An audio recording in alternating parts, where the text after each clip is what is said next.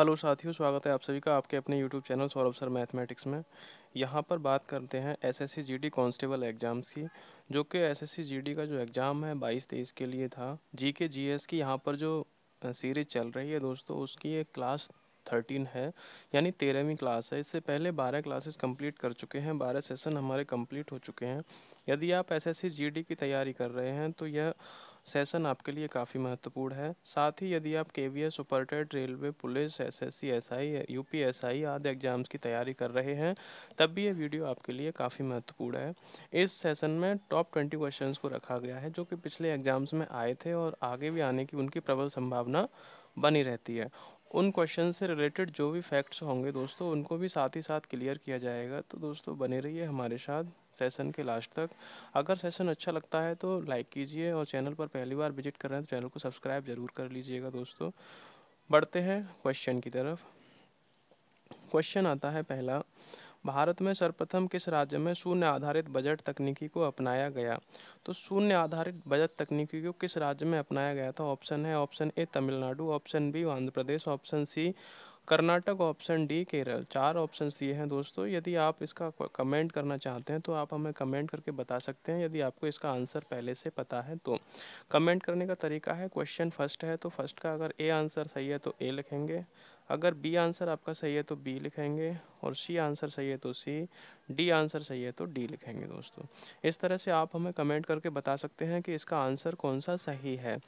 और दोस्तों जो शून्य आधारित बजट जो पेश किया गया था दोस्तों, तो वह आंध्र प्रदेश में सबसे पहले यह तकनीकी को अपनाया गया था। कहाँ पर? आंध्र प्रदेश में। अब बात कर लेते हैं आंध्र प्रदेश राज्य की। तो आंध्र प्रदेश राज्य के क्या क्या जुड़े हुए ऐसे सवाल हैं जो कि हमारी परीक्षा में ज़्यादातर पूछे जाते हैं।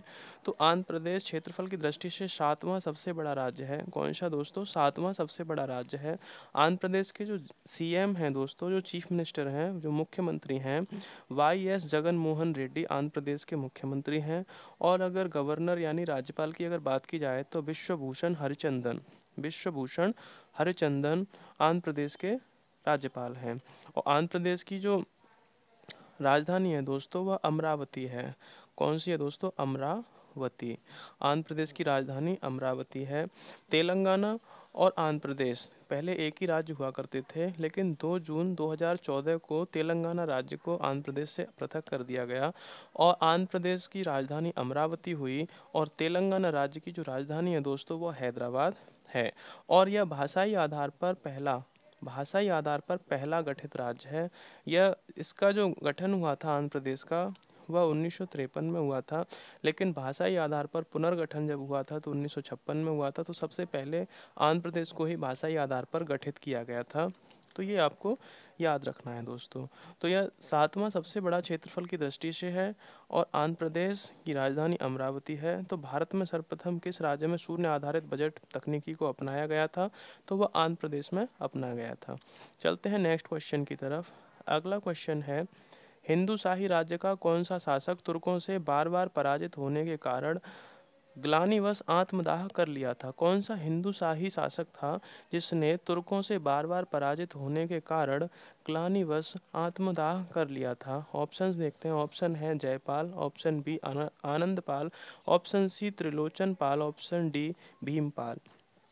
दोस्तों 4 ऑप्शन है, 4 में से एक आपका करेक्ट आंसर है। जो हिंदू शाही शासक थे, उन्हें जब पराजय का सामना करना पड़ा तो उन्होंने ग्लानिवश अपनी आत्महत्या कर ली थी।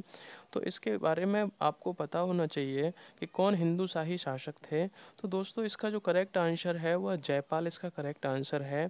जयपाल जो थे दोस्तों हिंदू शाही शासक थे। उनका जो कार्यकाल था 964 से 1001 तक था। कितना था दोस्तों? 964 से लेकर 1001 तक का उनका कार्यकाल था। और इनका जो राज्य क्षेत्र था दोस्तों वह कांगड़ा से लेकर अफगानिस्तान तक फैला हुआ था। कांगड़ा से लेकर अफगानिस्तान तक फैला हुआ था। महमूद गजनवी के साथ में युद्ध करते समय पेशावर के निकट इन्हें पराजय का सामना करना पड़ा दोस्तों। और इसके बाद इन्होंने जलती चिता में कूदकर अपनी आत्महत्या कर ली थी। इनका मानना था कि आगे आने वाले समय में मेरा जो पुत्र है वह राज्य को सही से संभाल सकेगा, और इन्होंने यह सोचकर अपनी आत्महत्या कर ली थी 1001 ईस्वी में दोस्तों। तो हिंदू शाही राज्य का कौन सा शासक तुर्कों से बार बार पराजित होने पर के ग्लानिवश आत्महत्या कर ली थी? तो दोस्तों जयपाल ने आत्महत्या कर ली थी। चलते हैं दोस्तों नेक्स्ट क्वेश्चन की तरफ। अगला क्वेश्चन आता है, भारतीय स्टेट बैंक द्वारा देश में पहला तैरता हुआ एटीएम कहाँ स्थापित किया गया है? जो भारतीय स्टेट बैंक द्वारा एटीएम स्थापित किया गया है पहला, और वो भी तैरता हुआ स्टेडियम है, तो हाँ एटीएम है, तो कहाँ पर है? ऑप्शंस देख लेते हैं। ऑप्शन ए कोच्चि है, option B Mumbai, option C Chennai, option D Visakhapatnam. चार ऑप्शन है, कोच्चि में स्थापित किया गया था, या मुंबई में स्थापित किया गया था, या चेन्नई में स्थापित किया गया था, या विशाखापट्टनम में। तो चार ऑप्शंस में से दोस्तों एक ऑप्शन यहाँ पर एकदम करेक्ट है, और उस ऑप्शन को आप कमेंट कर सकते हैं दोस्तों। फटाफट से अपना आंसर भी कमेंट कर दिया करो। यदि आप कमेंट नहीं करते हो तो दोस्तों थोड़ा सा मोटिवेशन नहीं मिलता है। यदि आप लाइक कर देते हो तो मोटिवेशन और अच्छा मिलता है, और इससे कि हमारा भी उत्साहवर्धन होता है दोस्तों के, और नए नए कंटेंट आपके लिए लेकर आएँ जो परीक्षा की दृष्टि से बहुत ही महत्वपूर्ण होते हैं। तो दोस्तों वीडियो को लाइक ज़रूर कर दिया करें, और चैनल को सब्सक्राइब कर लें अगर पहली बार विजिट कर रहे हैं तो। और अगर आंसर आता है तो कमेंट ज़रूर करें। यदि गलत आता है तो गलत भी आप कमेंट कर सकते हैं, कोई दिक्कत नहीं है। तो दोस्तों यहाँ पर जो एसबीआई ने जो एटीएम स्थापित किया था दोस्तों, वह कोच्चि में स्थापित किया था, तैरता हुआ एटीएम। कौन सा दोस्तों? तैरता हुआ एटीएम। तो एसबीआई जो भारत की है सबसे बड़ी बैंक है दोस्तों, वाणिज्यिक बैंक है सबसे बड़ी, और इसका मुख्यालय कहाँ पर है दोस्तों? मुंबई में है। कहाँ पर है? मुंबई में इसका मुख्यालय है दोस्तों, ये आपको याद रखना है।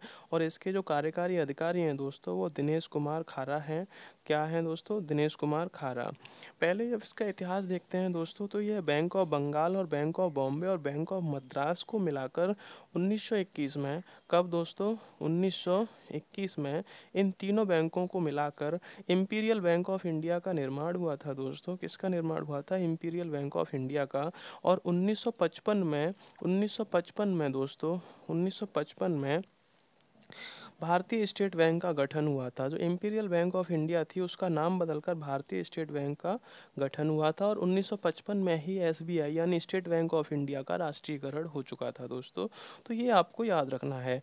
भारतीय स्टेट बैंक द्वारा देश में पहला तैरता हुआ एटीएम कोच्चि में स्थापित हुआ था, और भारतीय स्टेट बैंक यानी एसबीआई का मुख्यालय कहाँ पर है दोस्तों? मुंबई में। 1921 में तीन बैंकों का विलय होने के बाद इंपीरियल बैंक ऑफ इंडिया बना था दोस्तों। उसके बाद में 1955 में इसका राष्ट्रीयकरण हुआ था और एसबीआई का गठन हुआ था। ये आपको याद रखना है। चलते हैं नेक्स्ट क्वेश्चन की तरफ। अगला क्वेश्चन है, भारत में डाक व्यवस्था शुरू करने वाला ब्रिटिश गवर्नर जनरल था। तो डाक व्यवस्था किसने शुरू की थी दोस्तों? ऑप्शन है Lord Dalhousie, option B Lord Wellesley, option C है लॉर्ड ऑकलैंड, ऑप्शन डी है लॉर्ड वेंटिक। तो लॉर्ड विलियम वेंटिक हैं जिन्होंने डाक व्यवस्था चालू की थी, या लॉर्ड ऑकलैंड हैं, या लॉर्ड वेलेस्ली हैं, या लॉर्ड डलहौजी। चार ऑप्शन हैं। अगर आपको पता है तो इसका आंसर आप कमेंट कीजिए दोस्तों कि किसने भारतीय डाक व्यवस्था को चालू किया था। तो डाक व्यवस्था शुरू करने वाला गवर्नर कौन था दोस्तों? तो डाक व्यवस्था जो शुरू की थी लॉर्ड डलहौजी ने डाक व्यवस्था शुरू की थी। किसने दोस्तों? लॉर्ड डलहौजी ने। लॉर्ड डलहौजी का जो कार्यकाल था दोस्तों वह कितना था? लॉर्ड डलहौजी ब्रिटिश राज्य का गवर्नर था, ये आपको याद रखना है। कौन था दोस्तों? ब्रिटिश राज्य का गवर्नर था। इसका जो कार्यकाल था दोस्तों 1848 से लेकर 1856 तक का इसका कार्यकाल था दोस्तों। कितना था? 1848 से लेकर 1856 तक का इसका कार्यकाल था। और इसने हड़प नीति को अपनाया था दोस्तों। क्या अपनाया था? हड़प नीति को अपनाया था, ये आपको याद रखना है। इसने रेल व्यवस्था को भी इसी के शासनकाल में पहली बार रेलवे भारतीय रेल या रेल का संचालन हुआ था, जो मुंबई से थाणे तक 34 किलोमीटर की दूरी पर संचालन हुआ था, जिसमें दोस्तों 3 डिब्बे थे, और उन 3 डिब्बों में 3 नाम थे उन तीनों के। पहले का नाम सिंध था, दूसरे का नाम साहिब, और तीसरे का नाम सुल्तान था। सिंध, साहिब, सुल्तान 3 डिब्बे की यह ट्रेन थी, जो कि मुंबई से लेकर थाणे के मध्य चली थी। और यह 16 अप्रैल कब चली थी दोस्तों? 16 अप्रैल 1853 में चली थी। कब चली थी? 16 अप्रैल 1853 में। और डाक व्यवस्था जो लागू की थी दोस्तों, डाक व्यवस्था जो लागू की थी इन्होंने, वह 1854 में लागू की थी दोस्तों। कब लागू की थी? 1854 में शुरू हुई थी, इसी के शासनकाल में दोस्तों। तो डलहौजी क्या था? ब्रिटिश राज का गवर्नर था। शासनकाल 1848 से लेकर 1856 तक था। ट्रेन की व्यवस्था या सर, जब पहली बार ट्रेन चली थी भारत में तो 1853 में चली थी, 16 अप्रैल को। ये आपको याद रखना है डलहौजी से रिलेटेड फैक्ट। अगला क्वेश्चन आता है, विजयनगर के साम्राज्य में के वित्तीय व्यवस्था की मुख्य विशेषता क्या थी? तो विजयनगर के साम्राज्य की वित्तीय व्यवस्था क्या थी, आपको बताना है मुख्य विशेषता। ऑप्शन ए है अधिशेष लगान, ऑप्शन बी भू राजस्व, ऑप्शन सी बंदरगाहों से आमदनी, ऑप्शन डी मुद्रा प्रणाली। चार ऑप्शन है दोस्तों, चारों ऑप्शन एकदम सही सटीक हैं। आपको बताना है कि किससे उसकी वित्तीय व्यवस्था की मुख्य विशेषता कौन सी थी।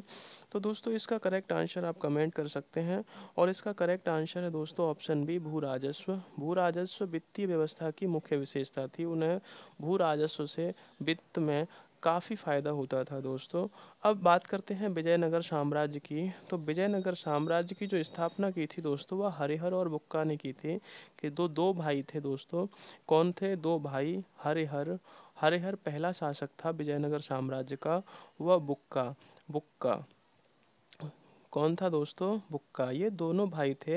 इन्होंने कर्नाटक राज्य में विजयनगर साम्राज्य की स्थापना की थी। विजयनगर साम्राज्य का जो दोस्तों नाम था, वह कर्नाटक साम्राज्य का ही बदला हुआ नाम था। इसको कर्नाटक साम्राज्य के नाम से भी जाना जाता है। इसके जो विजयनगर साम्राज्य के जो अवशेष मिले थे दोस्तों, वह हम्पी शहर के निकट मिले थे।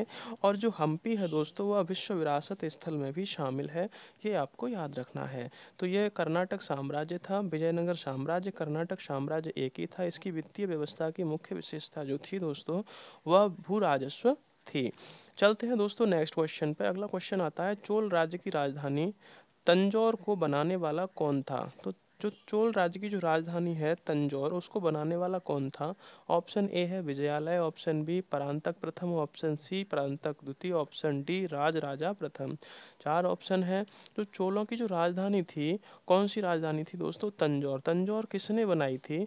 और चोलों का जो संस्थापक था दोस्तों, वह कौन था?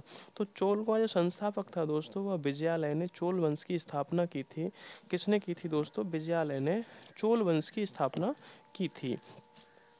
और दोस्तों विजयालय ने ही अपनी जो राजधानी थी चोल वंश की, उसे तंजौर बनाया था। ये आपको याद रखना है। बाकी यदि आपको विजयालय के बारे में और चोल वंश के बारे में पढ़ना है, अगर समझना है, तो हमारे पीछे के दिए हुए सेशंस में आप जाकर उनको एक बार रिपीट कीजिए।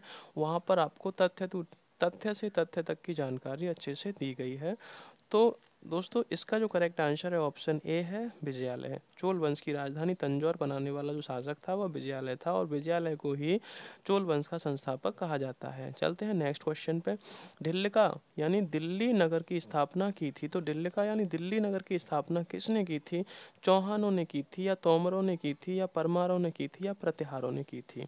ये आपको बताना है। तो ढिल्लिका जो नगर की स्थापना की थी, चौहान, तोमर, परमार और प्रतिहार, इनमें से किसने की थी? फटाफट से दोस्तों इसका आंसर कमेंट कीजिए। इसका जो करेक्ट आंसर है दोस्तों, वह तोमरों ने की थी। दिल्ली शहर की स्थापना जो की थी, वह तोमरों ने की थी। अब बात कर लेते हैं दोस्तों दिल्ली के बारे में, कि दिल्ली को सबसे पहले दोस्तों तोमर राजा अनंगपाल, जिनका नाम है, जो तोमर राजा थे अनंगपाल, उन्होंने स्थापना की थी। और ये स्थापना का जो वर्णन दोस्तों देखने को मिलता है, वह पृथ्वीराज रासो द्वारा रचित, पृथ्वीराज रासो जो रची है दोस्तों चंद्रबरदाई ने, उनकी रचना में कहा गया है कि तोमर राजा अनंगपाल ने दिल्ली की स्थापना की थी। और दिल्ली को पहले दोस्तों इंद्रप्रस्थ के नाम से जाना जाता था। आपको याद होना चाहिए दोस्तों कि दिल्ली को पहले इंद्रप्रस्थ के नाम से जाना जाता था। और 1911 में ही दिल्ली को भारत की राजधानी बनाया गया था। पहले भारत की राजधानी कोलकाता थी, और कोलकाता से स्थानांतरित करके 1911 में भारत की राजधानी को दिल्ली घोषित किया गया था। तभी से यह राजधानी दिल्ली भारत की राजधानी है। ये आपको याद रखना है। तो दिल्ली नगर की जो स्थापना की थी दोस्तों, वह तोमरों ने की थी। चलते हैं नेक्स्ट क्वेश्चन पे। ऋग्वैदिक आर्यों का मुख्य व्यवसाय क्या था? तो ऋग्वैदिक आर्यों का जो व्यवसाय था वो क्या था दोस्तों? ऑप्शन ए है कृषि, ऑप्शन बी पशुपालन, ऑप्शन सी शिक्षा, ऑप्शन डी व्यवसाय। चार ऑप्शन है, चार में से एक ऑप्शन आपका करेक्ट है और फटाफट से आप अपना आंसर भेज दीजिए दोस्तों कि ऋग्वैदिक आर्यों का जो मुख्य व्यवसाय था वह क्या था। फटाफट से कमेंट कीजिए दोस्तों कि ऋग्वैदिक आर्यों का जो मुख्य व्यवसाय था वह क्या था। चलिए जब तक आप कमेंट कीजिए मैं इसके बारे में कुछ तथ्यों पर बात कर लेता हूँ। तो ऋग्वैदिक काल जो था दोस्तों वह 1500 से लेकर कितने से दोस्तों 1500 से 1000 तक का जो काल था, ईस्वी तक का काल था। 1500 से 1000 का जो बीसी का जो काल था वह आपका ऋग्वैदिक काल के नाम से जाना जाता है दोस्तों। किसके नाम से? ऋग्वैदिक काल के। और दोस्तों माना जाता है कि इसके कार्यकाल के बहुत ही मतभेद हैं। तो ऋग्वेद संहिता की रचना इस काल में हुई थी, उसके द्वारा ही इसके काल को निर्धारित किया गया है ऋग्वेद संहिता के रचना के आधार पर। और यहाँ पर जो ये सभ्यता थी दोस्तों, वैदिक जो सभ्यता थी वह ग्रामीण सभ्यता थी। कैसी थी? ग्रामीण सभ्यता थी ऋग्वैदिक काल की जो सभ्यता थी। इससे पहले आती है सिंधु घाटी सभ्यता, वह शहरी सभ्यता थी दोस्तों, ये आपको याद रखना है। और इसमें जो वैदिक काल में जो दोस्तों पूजा की जाती थी, तो वैदिक काल में राम कृष्ण आदि जो हमारे देवी देवता हैं उनकी पूजा न करके प्रकृति की पूजा की जाती थी। जैसे प्रकृति के जो देवता होते हैं, इंद्र हैं, यम हैं, सूर्य हैं, वरुण हैं आदि, इन सभी की पूजा की जाती थी। वैदिक काल में मूर्ति पूजा नहीं होती थी दोस्तों, ये आपको याद रखना है। तो ये फैक्ट्स है दोस्तों इससे रिलेटेड। और ऋग्वैदिक आर्यों का जो मुख्य व्यवसाय था दोस्तों वह ऑप्शन बी है पशुपालन। ऋग्वैदिक आर्यों का मुख्य व्यवसाय था, ये आपको याद होना चाहिए क्योंकि ये क्वेश्चन काफ़ी एग्जाम्स में पूछा जा चुका है और ये पीछे पूछे हुए क्वेश्चंस हैं जो कि आगे आने वाले एग्जाम्स में भी इनकी प्रबल संभावना रहती है। यदि आप यूपी पैट की भी अगर तैयारी कर रहे हैं तो पैट के लिए भी यह सीरीज आपके लिए बहुत ही महत्वपूर्ण है। कोई भी जनरल कंपटीशन की भी अगर आप तैयारी कर रहे हैं तो ये उनके लिए भी महत्वपूर्ण है क्योंकि इसमें सारे फैक्ट्स क्लियर किए जाते हैं दोस्तों, तथ्य से तथ्य की बात की जाती है। तो इसमें क्वेश्चन एक होता है लेकिन उससे रिलेटेड कई तथ्यों को कवर किया जाता है। तो इस सेशन को पूरा देखें, स्किप ना करें। अच्छा लगता है तो लाइक ज़रूर करें। चलते हैं नेक्स्ट क्वेश्चन की तरफ। अगला प्रश्न है विजयनगर साम्राज्य की स्थापना कब हुई थी? ऑप्शन ए है 16वीं सदी, ऑप्शन बी 15वीं सदी, ऑप्शन सी 14वीं सदी, ऑप्शन डी 13वीं सदी। चार ऑप्शन दिए हैं, विजयनगर साम्राज्य की स्थापना कब हुई थी? 16वीं सदी, 15वीं सदी, 14वीं सदी और 13वीं सदी। तो दोस्तों विजयनगर के बारे में आपको पता होगा, विजयनगर साम्राज्य की स्थापना के बारे में कि कब हुई थी। तो दोस्तों इसकी जो स्थापना हुई थी विजयनगर साम्राज्य की वह 1336 में हुई थी दोस्तों। कब हुई थी? 1336 ईस्वी में हुई थी। कब हुई थी दोस्तों? 1336 ईस्वी में। और दोस्तों कहाँ हुई थी इसकी साम्राज्य की स्थापना? कर्नाटक राज्य में हुई थी दोस्तों। कहाँ हुई थी? कर्नाटक राज्य में हुई थी दोस्तों। कहाँ पर? कर्नाटक राज्य में इसकी स्थापना हुई थी विजयनगर साम्राज्य की। कर्नाटक कर्नाटक राज्य में इसकी स्थापना हुई थी। और किसने की थी दोस्तों? मैं आपको पहले बता चुका हूँ। इसका जो प्रश्न संख्या 5 था उसमें कि हरिहर और बुक्का द्वारा इसकी स्थापना की गई थी। हम्पी के पास में इसके अवशेष मिले हैं और हम्पी क्या है दोस्तों? विश्व विरासत स्थल में शामिल है, ये आपको ज्ञात होना चाहिए। तो दोस्तों इसकी जो स्थापना हुई थी 1336 में हुई थी। अब 1336 को आप कैसे जाओगे? तो 13वीं सदी इसका आंसर नहीं होगा क्योंकि 13 से ऊपर निकल चुका है 36। तो 14वीं सदी इसका आंसर हो जाएगा दोस्तों। एकदम करेक्ट आंसर इसका ऑप्शन सी हो जाएगा कि विजयनगर साम्राज्य की जो स्थापना हुई थी वो 1336 यानी 14वीं सदी में हुई थी। चलते हैं दोस्तों नेक्स्ट क्वेश्चन की तरफ। अगला क्वेश्चन आता है शक संवत का प्रारंभ किस सम्राट के शासनकाल में हुआ था? तो शक संवत का जो प्रारंभ हुआ था किस सम्राट के शासनकाल में हुआ था? 78 ईस्वी से हुआ था। तो ऑप्शन ए है Ashoka, option B Kanishka, option C Harsha, option D Samudragupta. चार ऑप्शन इसमें दिए हैं दोस्तों, चार में से आपका एक करेक्ट आंसर है, फटाफट से कमेंट कर दीजिए। तो शक संवत का जो प्रारंभ हुआ था वह किसके काल से प्रारंभ हुआ था? तो आपको पता होना चाहिए कि शक संवत का जो प्रारंभ हुआ था दोस्तों कुषाण काल में प्रारंभ हुआ था। और कुषाण के जो राजा थे दोस्तों, सम्राट थे, वह कनिष्क सम्राट थे। कुषाण और ये कनिष्क के काल में ही आपका शक संवत का प्रारंभ 78 ईस्वी में हुआ था। कब हुआ था दोस्तों? 78 ईस्वी में। अब बात कर लेते हैं कनिष्क की। तो कनिष्क कुषाण राजवंश के सम्राट थे, ये आपको याद होना चाहिए। और इनका जन्म पेशावर में हुआ था दोस्तों, पेशावर पेशावर में हुआ था, जो वर्तमान पाकिस्तान में है दोस्तों। इसको पुरुषपुर के नाम से भी जाना जाता है। किसको दोस्तों? पेशावर को पुरुषपुर के नाम से भी जाना जाता है। कनिष्क जो थे बौद्ध धर्म के अनुयायी थे दोस्तों। किसके धर्म के? बौद्ध धर्म के अनुयायी थे कनिष्क जो थे, ये भी आपको याद रखना है। और ये जो शक संवत का जो प्रारंभ हुआ था वो 78 ईस्वी में हुआ था। तो दोस्तों कुषाण वंश का जो संस्थापक था दोस्तों, उसके बारे में भी जान लीजिए। तो कुषाण वंश का संस्थापक था कुजला कडफिसिस के नाम से उसको जाना जाता था। क्या दोस्तों? कुजला कडफिसिस।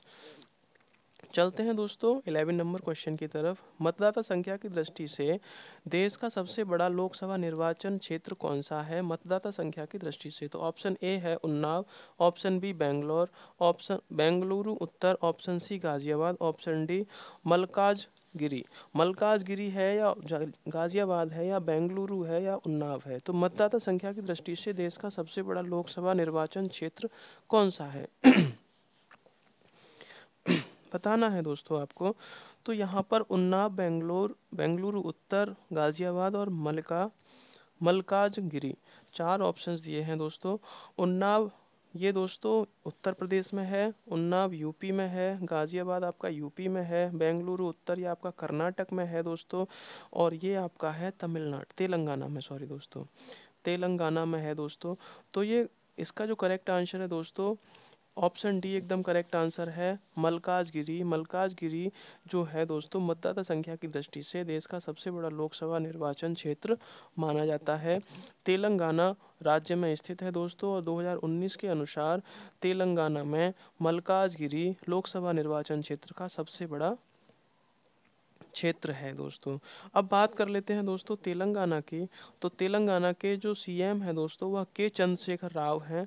कौन है दोस्तों? के चंद्रशेखर राव हैं दोस्तों। और जो गवर्नर हैं, गवर्नर की अगर बात की जाए, गवर्नर यानी कि राज्यपाल, राज्यपाल की अगर बात की जाए तो सौंदरराजन इसके राज्यपाल हैं। और तेलंगाना की जो राजधानी है दोस्तों हैदराबाद है। और हैदराबाद से याद आता है दोस्तों जो चार मीनार कहाँ पर स्थित है, वो भी हमारी हैदराबाद में है, जिसकी जो लंबाई है दोस्तों 148 फीट 48 पॉइंट कुछ मीटर है दोस्तों, और 160 फीट की उसकी ऊंचाई है। और वह एक मुस्लिम मस्जिद है दोस्तों, ये आपको याद रखना है। किसने बनवाया था? तो कुली कुतुब शाह ने उसको बनवाया था, हैदराबाद की जो चार मीनार है उसको दोस्तों। ठीक है, इस क्वेश्चन से इसने फैक्ट्स। आगे चलते हैं नेक्स्ट क्वेश्चन की तरफ। नेक्स्ट क्वेश्चन आता है भारतीय रिजर्व बैंक की खुली बाजार कार्यवाही का अर्थ है क्रय और विक्रय। तो क्रय और विक्रय, भारतीय रिजर्व बैंक की जो खुली कार्यवाही का अर्थ है दोस्तों, वह ऑप्शन दे रखे हैं वाणिज्य बिलों का, ऑप्शन बी है विदेशी मुद्रा का, ऑप्शन सी है स्वर्ण का, ऑप्शन डी है सरकारी बॉन्डों का।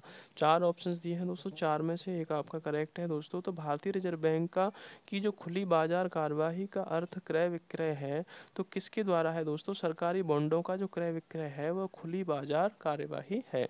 जो सरकारी बॉन्ड होते हैं दोस्तों उनका क्रय विक्रय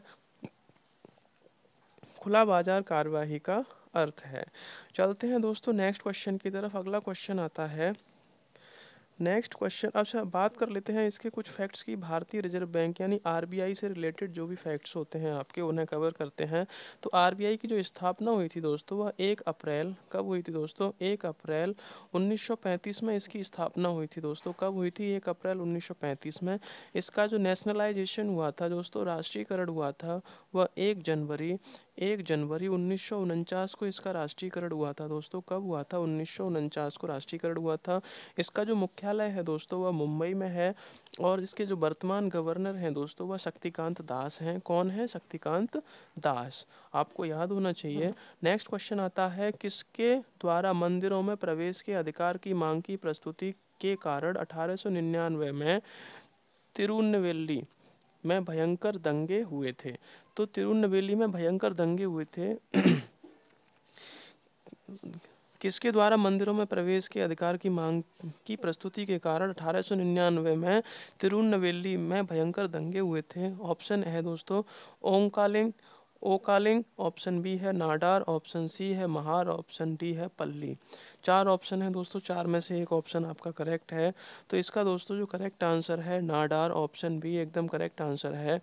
नाडार द्वारा मंदिरों में प्रवेश के अधिकार की मांग की प्रस्तुति के कारण 1899 में तिरुनेलवेली में भयंकर दंगे हुए थे। चलते हैं दोस्तों नेक्स्ट क्वेश्चन की तरफ। अगला क्वेश्चन है क्वेश्चन नंबर 14।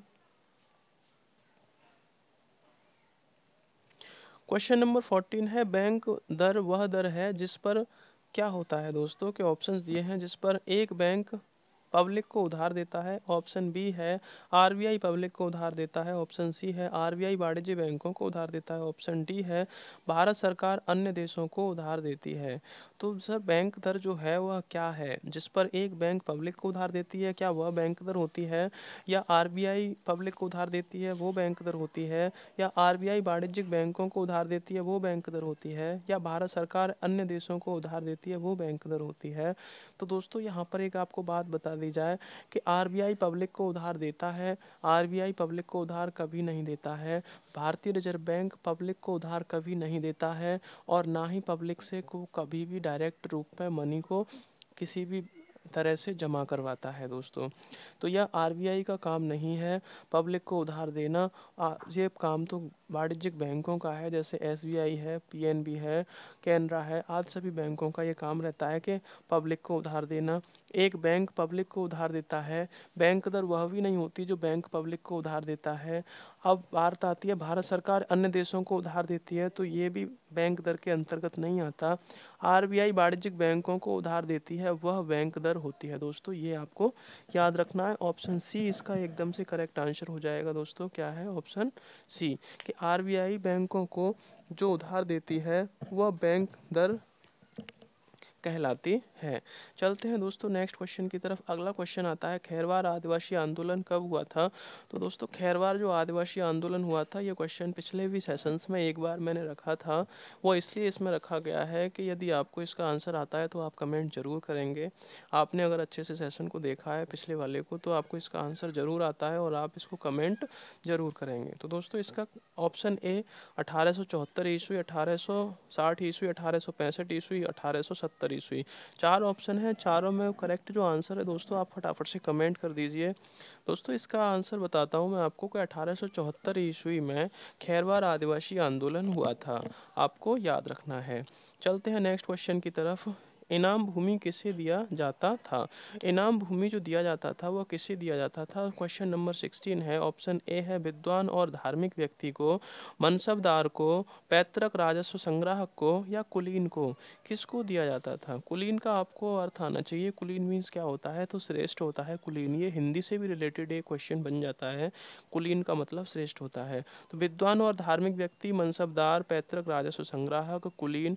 इनाम भूमि किसे दिया जाता है दोस्तों? तो इनाम भूमि इसमें ऑप्शन ए में दिया जाता है, विद्वान और धार्मिक व्यक्ति को इनाम भूमि दिया जाता है। यानी कि भूमि को इनाम के तौर पर दिया जाता था राजा महाराजाओं के शासनकाल में, तो विद्वान और धार्मिक व्यक्तियों को ही दिया जाता था। चलते हैं नेक्स्ट क्वेश्चन की तरफ। अगला क्वेश्चन है 17, बाल गंगाधर तिलक द्वारा शुरू की गई साप्ताहिक पत्रिका कौन सी है, यानी कौन सी थी? ऑप्शन दे रखे यंग इंडिया, ऑप्शन बी है Kesari, option C Comrade, option D Al Hilal. चार ऑप्शन है दोस्तों, और बाल गंगाधर तिलक यानी लोकमान्य तिलक द्वारा पत्रिका जो साप्ताहिक पत्रिका का संचालन किया गया था, शुरू की गई थी दोस्तों पत्रिका, वह कौन सी है? यंग इंडिया है, केसरी है, कामरेड है, या अल हिलाल है। चार में से आपको एक ऑप्शन करेक्ट है वो बताना है दोस्तों। तो इसका जो करेक्ट आंसर है दोस्तों केसरी। केसरी पत्रिका का संपादन इन्होंने किया था। केसरी पत्रिका की शुरुआत की थी, और इसकी जो शुरुआत जो साप्ताहिक पत्रिका थी उसके तौर पर की थी। यह एक अखबार था दोस्तों, और यह मराठी भाषा का अखबार था। इसकी जो स्थापना हुई थी दोस्तों वह 4 जनवरी दोस्तों 1881 में इसकी स्थापना हुई थी। कब हुई थी दोस्तों? 1881 में। और इसके जो पहले संपादक थे दोस्तों वह गोपाल गणेश अगरकर इसके पहले संपादक थे। जी अगरकर इसके संपादक थे, यानी गोपाल गणेश संपादक थे। केसरी की जो भाषा थी दोस्तों वह मराठी थी, ये आपको याद रखना है। चलते हैं नेक्स्ट क्वेश्चन पे। क्वेश्चन नंबर आता है अगला, किन किन परिस्थितियों में राष्ट्रपति जो संसद का संयुक्त अधिवेशन आहूत कर सकता है? कौन कौन सी परिस्थितियों में वो राष्ट्रपति संसद के संयुक्त अधिवेशन बुला सकता है या आहूत कर सकता है, ये आपको पता करना है दोस्तों। ऑप्शंस दे रखे। ऑप्शन ए, एक सदन द्वारा पारित विधेयक दूसरे सदन द्वारा रद्द कर देना यानी रद्द कर लेना। ऑप्शन बी है एक सदन द्वारा पारित एक सदन द्वारा विधेयक की प्राप्ति 6 माह तक कोई कार्यवाही न करना। ऑप्शन सी है एक सदन द्वारा विधेयक में प्रस्तावित संशोधनों दूसरे सदन द्वारा स्वीकार न किया जाना। ऑप्शन डी है उपर्युक्त सभी परिस्थितियों में। तो दोस्तों ऐसी कौन कौन सी परिस्थितियां हैं जिनमें कि भारत का जो राष्ट्रपति है संसद का संयुक्त अधिवेशन आहूत कर सकता है। ऑप्शन अब एक फिर से पढ़ लेते हैं। तो एक सदन द्वारा पारित विधेयक दूसरे सदन द्वारा रद्द कर देना, तो ये एकदम करेक्ट है। इस स्थिति में वह बुला सकता है राष्ट्रपति संसद का संयुक्त अधिवेशन। संयुक्त अधिवेशन में दोस्तों ये होता है कि जो संसद के दो सदन होते हैं, एक राज्यसभा और एक लोकसभा, और राज्यसभा और लोकसभा दोनों में अगर मतभेद होता है किसी भी तरह का, तो राष्ट्रपति उसे संयुक्त अधिवेशन को बुलाकर, यानी राज्यसभा और लोकसभा के दोनों सदनों को बुलाकर उन तथ्यों को क्लियर करते हैं जो तथ्य मतभेद वाले होते हैं। तो यहाँ पर दोस्तों एक सदन द्वारा पारित विधेयक दूसरे सदन द्वारा रद्द कर लेना, ये ऑप्शन सही है। दूसरा आता है दोस्तों एक सदन द्वारा विधेयक की प्राप्ति 6 माह तक कार्यवाही न करना, ये भी ऑप्शन सही है कि एक सदन ने तो आपका कर दिया है पारित, लेकिन दूसरा सदन उस पर कार्यवाही नहीं कर रहा है और इंतजार करते करते 6 माह बीत चुके हैं। तीसरा आता है दोस्तों एक सदन द्वारा विधेयक की प्रस्तावित संशोधन दूसरे सदन द्वारा स्वीकार न करना। अगर कोई संशोधन किसी विधेयक को स्वीकार किया है, एक सदन ने प्रस्तावित किया है, तो दूसरे सदन द्वारा न स्वीकार किया जाना भी एक स्थिति ऐसी बनाता है जिसमें कि राष्ट्रपति संयुक्त अधिवेशन बुलाता है। तो दोस्तों इसका जो करेक्ट आंसर है ऑप्शन डी, उपर्युक्त सभी परिस्थितियों में भारत सरकार यानी कि भारत का जो राष्ट्रपति है वह संयुक्त अधिवेशन यानी लोकसभा और राज्यसभा का दोनों का अधिवेशन एक साथ बुला सकता है। नेक्स्ट चलते हैं दोस्तों। क्वेश्चन आता है भारत में योजना के आरंभ में किसी भी पंचवर्षीय योजना में आच्छादित कुल वर्षों की संख्या है, तो कितनी वर्षों की संख्या है? ऑप्शन ए है 3, option B 5, option C 6, option D 7। तो भारत में योजना के प्रारंभ में किसी भी पंचवर्षीय योजना में आच्छादित कुल वर्षों की संख्या है, बताएंगे दोस्तों। तो इसका जो दोस्तों करेक्ट आंसर है ऑप्शन सी है 6। पंचवर्षीय योजना 5 साल की होती है दोस्तों, ये आपको याद करना है। तो अनाच्छादित यहाँ पर कहा है, अनाच्छादित तो कुल वर्षों की संख्या है तो दोस्तों वह 6 है। तो आपको ये याद रखना है। पंचवर्षीय योजना जो होती है दोस्तों 5 वर्ष के लिए योजना काल का होता है, उसमें योजना प्रस्तुत की जाती है कि इसमें इस 5 वर्ष के काल में हमें क्या लेना है। और इसकी जो 12वीं पंचवर्षीय योजना थी दोस्तों, उसका जो कार्यकाल था 2012 से लेकर 17 तक का कार्यकाल था। अब 17 से लेकर जो 23 तक का जो कार्यकाल है दोस्तों, यह 13वीं पंचवर्षीय योजना होना चाहिए था, लेकिन यह नहीं है क्योंकि योजना काल को ख़त्म करके नीति आयोग की स्थापना सन 2015 में की जा चुकी है। चलते हैं दोस्तों नेक्स्ट क्वेश्चन की तरफ। अगला क्वेश्चन आता है, क्वेश्चन नंबर ये लास्ट है इस सेशन का, इस क्लास का। तमिल भाषा के शिल्पाधिकारम और मणिमेखलाई नामक गौरव ग्रंथ किससे संबंधित हैं? तो ऑप्शन दे रखे हैं। ऑप्शन ए जैन धर्म, ऑप्शन बी बौद्ध धर्म, ऑप्शन सी हिंदू धर्म, ऑप्शन डी ईसाई धर्म। तो दोस्तों आपको बताना है कि तमिल भाषा के शिल्पाधिकारम और मणिमेखलाई नामक गौरव ग्रंथ किससे संबंधित हैं। ऑप्शन ए है जैन धर्म, बौद्ध धर्म, हिंदू धर्म और ईसाई धर्म। इसका जो करेक्ट आंसर है दोस्तों ऑप्शन सी हिंदू धर्म। हिंदू धर्म से संबंधित हैं शिल्पाधिकारम और मणिमेखलाई। ये दोनों किससे संबंधित हैं दोस्तों? हिंदू धर्म से संबंधित हैं। अब बात कर लेते हैं हिंदू धर्म के बारे में। तो हिंदू धर्म विश्व का सबसे प्राचीन धर्म है। क्या है दोस्तों? हिंदू धर्म विश्व का सबसे प्राचीन धर्म है। इसे वैदिक सनातन या वर्णाश्रम धर्म भी कहते हैं। तो इसको क्या कहते हैं दोस्तों? वैदिक सनातन वर्णाश्रम धर्म भी कहते हैं, और इसको सनातन धर्म भी कहते हैं दोस्तों, और इसको वैदिक धर्म भी कहते हैं। इस धर्म का जो प्रसार है दोस्तों वह Bharat, Nepal, Mauritius, Suriname, Fiji आदि देशों में इसका प्रसार बहुतायत की संख्या में है। ये आपको याद रखना है। तो हिंदू धर्म जो है सबसे पुराना धर्म है, सबसे प्राचीन धर्म है दोस्तों, और इसके जो अनंत नाम हैं सनातन धर्म, वैदिक धर्म, वैदिक सनातन वर्णाश्रम धर्म, ये इसको आपको याद रखना है दोस्तों। और बाकी तो आप हिंदू धर्म के बारे में जानते ही हो, जब भारत में रहते हो तो हिंदू धर्म का कितना बड़ा स्कोप है, कितना बड़ा क्षेत्र है, कितने इसके बहुतायत की संख्या में जानने वाले हैं और कितने इसको मानने वाले हैं दोस्तों, ये आप जानते ही हैं। तो दोस्तों यह था इस सेशन का लास्ट क्वेश्चन। इसका आंसर ऑप्शन सी एकदम करेक्ट है आपका दोस्तों। कौन सा आंसर? सी एकदम करेक्ट है। तो दोस्तों इसी तरह के सेशंस आपको मिलते रहेंगे पर डे शाम को 7 बजे। आपको केवल अपना मोबाइल खोलना है, मोबाइल पर आपको अपने आप नोटिफिकेशन दिख जाएगा। यदि आपने चैनल को सब्सक्राइब कर रखा है तो शाम को 7 बजे बिल्कुल लगाना ना भूलें अपनी क्लास को। इस क्लास के माध्यम से, इस सेशन के माध्यम से आपको वह जानकारी दी जाती है जो कि आपके आने वाले एग्जाम्स के लिए बहुत ही महत्वपूर्ण है दोस्तों। यदि आप इस चैनल पर पहली बार विजिट करें तो चैनल को सब्सक्राइब जरूर कर लें। आगे आपको एक बात बतानी थी दोस्तों, यदि आप मैथमेटिक्स की शॉर्ट ट्रिक्स और शॉर्ट मेथड्स पाना चाहते हैं तो चैनल पर बने रहें और सेशंस को पूरा देखा करें। इस पर वीडियो अपलोड के माध्यम से आप तक वह शॉर्ट ट्रिक्स और शॉर्ट मेथड्स आप तक पहुंचाए जाते हैं दोस्तों, तो वह आपके लिए बहुत लाभकारी होंगे। आशा करता हूं वीडियो अच्छा लगा होगा दोस्तों, सेशन अच्छा लगा होगा। तो मिलते हैं दोस्तों अगले सेशन में, तब तक के लिए नमस्कार।